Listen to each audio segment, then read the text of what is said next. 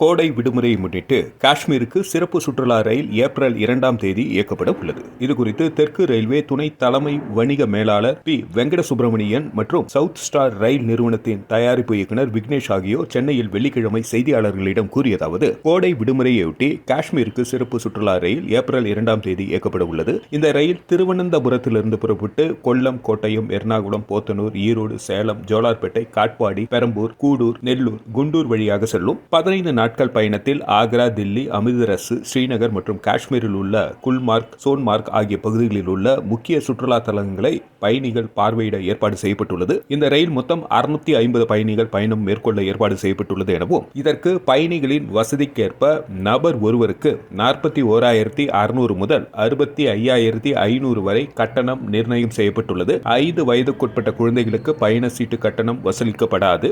இதில் பயணம் செய்ய விரும்பும் பயணிகள் www.irctc.co.in என்னும் இணையதளத்தின் மூலம் மட்டுமே பயண சீட்டு முன்பதிவு செய்ய முடியும். மேலும் விவரங்களுக்கு 730585858 5 என்னும் கைபேசி எண்ணை தொடர்பு கொள்ளலாம் என்றனர்.